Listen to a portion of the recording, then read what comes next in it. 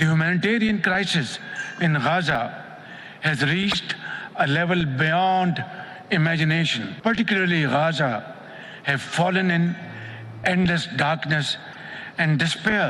These atrocities committed against the Palestinians have rightfully been labeled as genocide.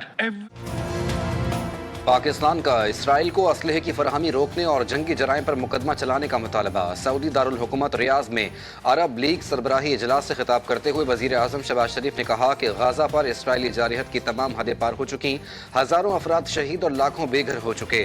بھوک، افلاس اور قحط نے غزہ میں ڈیرے ڈال رکھے ہیں۔ غزہ سے متعلق عالمی عدالت انصاف نے بھی فیصلہ دیا۔ اسرائیل کے ہاتھوں عالمی قوانین اور اقدار کی پامالیاں جاری ہیں۔ اجلاس میں مشرق وسطیٰ کی صورتحال پر غور ہوا۔ غزہ اور لبنان پر اسرائیلی جارحیت سے پیدا صورتحال کا جائزہ لیا گیا۔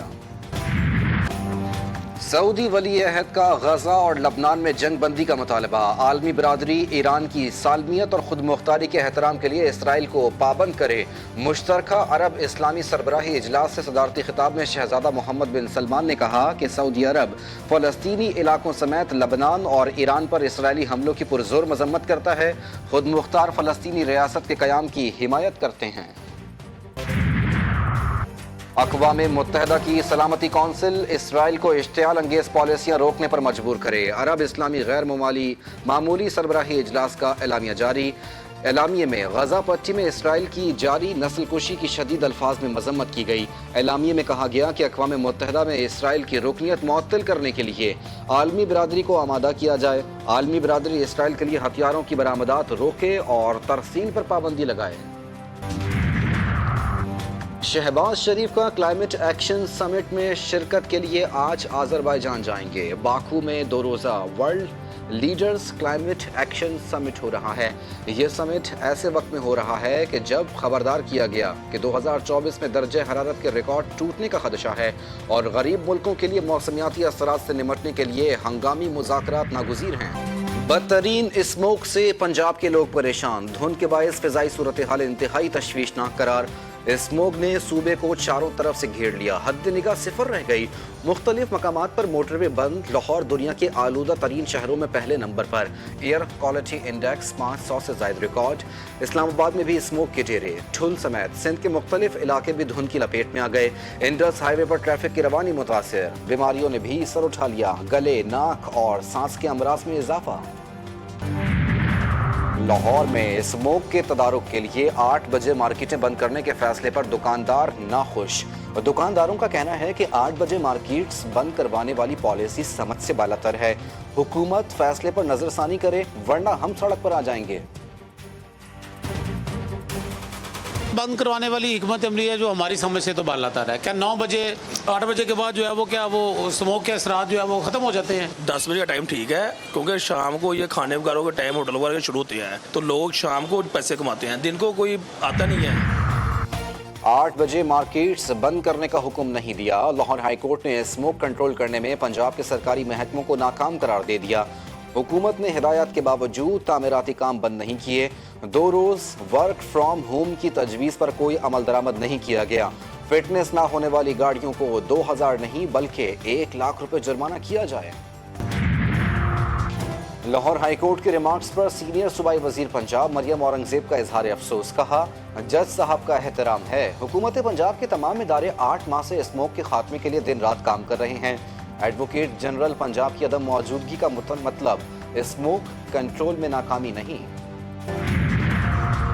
شدید دھند سے کاروباری سرگرمیاں بھی متاثر۔ پنجاب حکومت کے بچاؤ کے لیے اقدامات جاری۔ لاہور سمیت صوبے کے 4 ڈویژنوں میں فیصل آباد، گجرانوالہ، ملتان میں مارکیٹیں، شاپنگ مالز، دکانیں رات 8 بجے بند۔ ریسٹورنٹس کی آؤٹ ڈور ڈائننگ پر بھی پابندی عائد۔ اسموک تدارک کے لیے مصنوعی بارش نہیں، مسٹ کینن استعمال کرنا ہوں گے۔ محکمہ ماحولیات کے مطابق مسٹ کینن سے 40 سے 50 فٹ تک پانی کا چھڑکاؤ کیا جاتا ہے جس سے کچھ نہ کچھ ریلیف ملے گا۔ ٹریفک پولیس کا ماحولیاتی آلودگی کا باعث بننے والی گاڑیوں کے خلاف کریک ڈاؤن جاری۔ پاکستان سے تعلقات سیبوتاژ کرنے کی ہر کوشش ناکام بنا دیں گے۔ چینی دفتر خارجہ نے ایک بیان میں کہا کہ اس بات کو یقینی بناتے ہیں کہ دہشت گردوں کو इसकी कीमत चुकानी पड़ेगी। चीन पाकिस्तान की इंसदाद दहशतगर्दी की कोशिशों और समाजी इक्तिसादी तरक्की की हिमायत जारी रखेगा। चाइनीज़ पर एयरपोर्ट की हद में हमला हुआ था। एक खुदकुश बमबार है और इसके साथ 2 लोग हैं जो इसके फैसिलिटेटर हैं। ये खातून को इन्होंने अपने साथ लिया। तो जावेद है जो कि इनका मास्टरमाइंड है, वो भी अरेस्ट है। रक्षा वाला है, ये भी अरेस्ट है। मुल्क से दहशतगर्दी के खात्मे का आज़म, सिक्योरिटी फोर्सेस की कामयाब कार्रवाई। कराची एयरपोर्ट हमले में मुलव्वस खातून समेत 4 मुल्ज़िमान गिरफ्तार। वज़ीर दाखिला सिंध का कहना था कि कलअदम तंजीम ने हमले की जिम्मेदारी कबूल कर ली। मुल्ज़िम जावेद उर्फ समी हमले का मास्टरमाइंड एक खातून गुलनिसा को अपने साथ मिलाया। हमले में इस्तेमाल गाड़ी कराची में शोरूम से ली गई। बैंक मुलाजिम बिलाल और एक रिक्शा ड्राइवर सहूलतकार निकले। माली मुआवनत करने वालों का पता भी लगा लिया। मोदी सरकार की जिद्दम जिद्दा, भारतीय टीम के आने से इनकार पर पाकिस्तान का जवाबी वार। हुकूमत ने इंडिया के खिलाफ किसी भी इवेंट में कौमी टीम को खेलने से रोक दिया। ज़राए का कहना है कि कौमी टीम ICC का कोई भी टूर्नामेंट भारत से नहीं खेलेगी। चैंपियंस ट्रॉफी कहीं और मुंतकिल की गई तो इस सूरत में भी हुकूमत की हिदायत पर अमल होगा। टूर्नामेंट हाइब्रिड मॉडल पर गया तो पाकिस्तान चैंपियंस ट्रॉफी खेलने से इनकार कर सकता है। आईनी बेंच कम से कम 5 जजेस पर मुश्तमिल होगा। 3 रुकनी कमेटी बेंच बनाएगी। जस्टिस अमीनुद्दीन की सरबराही में फैसला। 6 नवंबर के आईनी मुकदमात के हवाले से इजलास के मिनट्स इजलास में आर्टिकल 191A के तहत मुकदमात की कलर कोडिंग का फैसला किया गया। मुकदमात समाअत के लिए मुकर्रर करना और बेंचेस के बैठने का फैसला 2 सीनियर मेंबरान की मशावरत से होगा और कोर्ट रोस्टर इजरा हफ्ते के मुकदमात के लिए भी 2 सीनियर मेंबरान से मशावरत से फैसला होगा। सुप्रीम कोर्ट में टैक्स से मुताल्लिक केस की समाअत के दौरान आईनी बेंच का तज़किरा। जस्टिस आयशा मलिक ने रिमार्क्स दिए कि ये केस आईनी बेंच सुनेगा, हम रेगुलर बेंच सुन रहे हैं। जस्टिस मंसूर अली शाह ने सवाल किया कि जब तक आईनी बेंच नहीं बैठेगा क्या हम गैर आईनी हैं? मतलब है जब तक आईनी बेंच नहीं बैठता आईनी मुकदमात नहीं सुने जाएंगे। चलें, अगर हम खुद फैसला कर देते हैं तो हमें कौन रोकने वाला है? थोड़ा वक्त दें, देखते हैं क्या होता है। केस की समाअत गैर मुइना मुद्दत तक मुलतवी।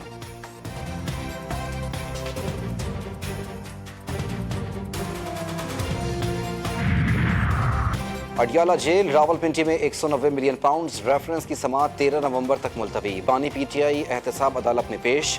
बुशरा बीबी भी समाअत के लिए पहुंची। वकील सफाई फैसल चौधरी ने अदालत को बताया कि इस्लामाबाद हाई कोर्ट का हुक्म है पहले बरियत की दरखास्तों पर फैसला किया जाए, जिस पर अदालत ने जवाब दिया कि अभी कोई हुक्मनामा मौसूल नहीं हुआ। वकील सफाई ने 342 के बयान रिकॉर्ड के लिए अदालत से 14 दिन का वक्त मांग लिया।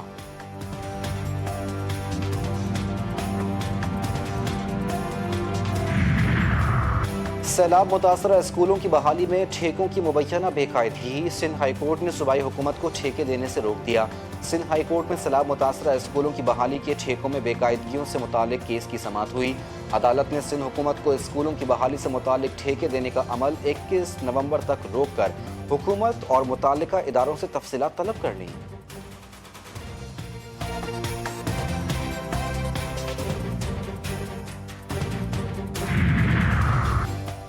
महंगाई की चक्की में पिसते अवाम पर मजीद बोझ डालने की तैयारी। पाकिस्तान IMF मुज़ाकरात, पेट्रोलियम मसनूआत पर सेल्स टैक्स लगाने की तजवीज़। पहले रोज़ टेक्निकल सतह पर बातचीत हुई। पेट्रोलियम मसनूआत पर GST के अलावा लीवी 60 से बढ़ाकर 70 रुपये करने की तजवीज़ दी गई। IMF से FBR, वजारत ख़जाना, स्टेट बैंक और वजारत तवानाई के ऑफिशल्स ने मुलाकात की। FBR के अहदाफ में कमी को पूरा करने पर बातचीत हुई। एनर्जी सेक्टर की इस्लाहात पर भी तबादला ख्याल किया गया। IMF का वफ़द 15 नवंबर तक पाकिस्तान में रहेगा। तीसरी दफा ये हमला मेरे घर पे हो रहा है सर। मैं मेंबर हूं सर, मुझसे या तो रिजाइन ले लें अगर इसमें हुकूमत खुश होती है, अगर हुकूमत कार्रवाई नहीं करना चाहती। ये मेरी भी इंसल्ट है सर, मैं अपनी हुकूमत की करूंगा। कल को अगर कोई भी हमें इसका खमियाजा हमें भी भुगतना पड़ेगा सर। पुलिस एहलकारों के खिलाफ कार्रवाई न करने पर रुकने पंजाब असम्बली की मुस्ताफी होने की धमकी। पीपल्स पार्टी रहनुमा मुमताज चांग ने कच्चे के इलाके में करप्ट SHOs और DPO के खिलाफ सबूत ऐवान में लहरा दिए। उन्होंने ऐवान में इजहार ख्याल करते हुए कहा कि हम इधर छोले बेचने नहीं आए, अवाम की आवाज़ बनना चाहते हैं। लोग खून के आंसू रोकर आते हैं, इदारे ध्यान नहीं देते। جھوٹی رپورٹیں پیش کرتے ہیں، کہتے ہیں کچے میں 1000 پولیس اہلکار بھی ہیں، لیکن چیک پوسٹ پر ایک بھی اہلکار نہیں۔ حج پالیسی 2025 کا باضابطہ اعلان۔ وفاقی وزیر برائے مذہبی امور کے مطابق سرکاری اور نجی اسکیم کے تحت حج کوٹا 50-50% ہوگا۔ 12 سال سے کم عمر بچوں کے حج کی اجازت نہیں۔ حج 10,75,000 11,75,000 روپے میں ہوگا۔ درخواست گزار درخواست کے وقت 2 لاکھ روپے جمع کرائے گا۔ دوران حج وفات پانے والے حجاج کو 20 اور زخمیوں کو 10 لاکھ روپے ملیں گے۔ ایرانی صدر کا سعودی ولی عہد سے ٹیلی فونک رابطہ، دونوں رہنماؤں کی اسلامی تعاون تنظیم اور عرب لیگ کے غیر معمولی اجلاس کے حوالے سے گفتگو۔ مسعود پزیشکیان کا کہنا تھا کہ انہیں یقین ہے کہ OIC اور عرب لیگ اجلاس میں اسرائیلی جارحیت کے خاتمے کے لیے ٹھوس اقدامات کیے جائیں گے۔ محمد بن سلمان نے کہا کہ وہ ایرانی صدر کے دورہ سعودی عرب کے منتظر ہیں۔ اسرائیل نے غزہ، لبنان اور شام پر بم برسا دیے، درجنوں افراد شہید۔ اسرائیلی فوج کی شمالی غزہ میں جبالیہ کیمپ پر بمباری، 36 افراد نشانہ بنے۔ بیروت پر صہیونی فوج کے فضائی حملے، 23 افراد جان سے ہاتھ دھو بیٹھے۔ دہشت گرد فوج کے شامی دارالحکومت دمشق پر حملے، 11 افراد شہید۔ انروا نے شمالی غزہ میں جلد قحط کا خدشہ ظاہر کر دیا۔ حزب اللہ کا شمالی اسرائیل پر 50 راکٹوں سے حملہ۔ حزب اللہ کا کہنا ہے کہ صہیونی فوج کے پیرا ٹروپس بریگیڈ کے تربیتی اڈے کو نشانہ بنایا گیا۔ صہیونی میڈیا نے شمال میں راکٹ حملے میں 3 افراد کے زخمی ہونے کی تصدیق کر دی۔ صہیونی فوج کا کہنا ہے کہ لبنان سے بالائی اور مغربی گلیلی پر راکٹس داغے گئے، جن میں بیشتر کو مار گرایا گیا۔ حزب اللہ کا ڈر یا موت کا خوف۔ اسرائیلی وزیر اعظم نے اپنا دفتر بالائی منزل سے تہ خانے میں منتقل کر دیا۔ بیٹے کی شادی بھی غیر معینہ مدت تک کے لیے ملتوی۔ نیتن یاہو کی حکومت اپنے ہی ملک میں بدنام۔ اسرائیلیوں کے نیتن یاہو کے خلاف مظاہرے۔ غزہ میں جنگ بندی اور حماس سے معاہدہ کر کے قیدیوں کو رہا کروانے کا مطالبہ۔ صہیونی دشمن 45 دن کی لڑائی میں ایک گاؤں پر بھی قبضہ نہیں کر سکا۔ حزب اللہ کے میڈیا سربراہ محمد عفیف نے اسرائیلی وزیر خارجہ گیڈون سارکے کے جنگ بندی میں پیشرفت کے دعوے کو مسترد کر دیا۔ بیروت میں نیوز کانفرنس کرتے ہوئے کہا کہ ہمیں جنگ بندی کی کوئی تجویز موصول نہیں ہوئی۔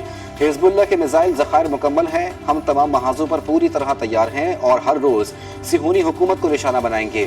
تہران، واشنگٹن اور ماسکو کے درمیان وسیع سیاسی ہلچل ہے، لیکن ہمیں ابھی تک کسی چیز کی اطلاع نہیں دی گئی۔ نیدرلینڈز کے دارالحکومت ایمسٹرڈیم میں فلسطین کے حامی سڑکوں پر سینکڑوں افراد ڈیم اسکوائر میں جمع ہوئے اور آزاد فلسطین کے نعرے لگائے۔ پولیس نے جھڑپوں کے دوران 100 افراد کو گرفتار کر لیا۔ حکومت نے رواں ہفتے فلسطین کے حق میں مظاہروں پر پابندی عائد کی تھی۔ ڈونلڈ ٹرمپ کی وائٹ ہاؤس میں واپسی، کرپٹو کرنسی کے لیے نیک شگون۔ بٹ کوائن تاریخ کی بلند ترین سطح پر آ، بٹ کوائن $80,000 کی سطح عبور کر گیا۔ 5 نومبر کے صدارتی انتخاب میں ڈونلڈ ٹرمپ کے جیتنے کے بعد سے بٹ کوائن کو پر لگ گئے۔ ٹرمپ نے اعلان کیا تھا کہ وہ ڈیجیٹل کرنسیوں پر ضوابط کو آسان کر دیں گے۔ پنجاب میں شادی بیاہ پر نوٹ برسانے کا ٹرینڈ۔ سیالکوٹ کی تحصیل پسرور میں شادی کی تقریب میں دولہا کے بھائی اور رشتہ داروں نے باراتیوں پر نوٹوں کی بارش کر دی۔ نوٹ لوٹنے والوں کی موجیں لگ گئی۔ ہجوم، بانسوں پر جال لگا کر نوٹ لوٹتا رہا۔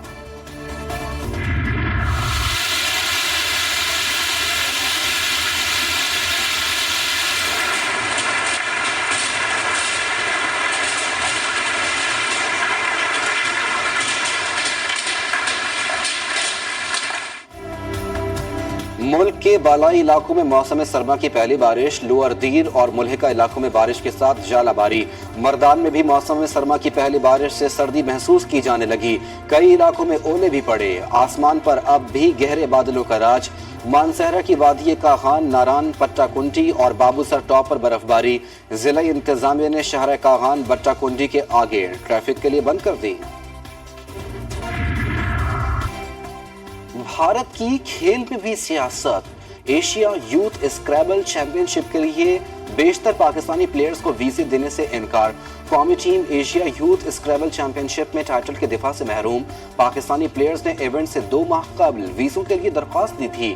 انڈین ہائی کمیشن نے جان بوجھ کر ویزے دینے سے تاخیر کی۔ پاکستان نے 2022 میں بھارت میں ایشین ٹائٹل جیتا تھا۔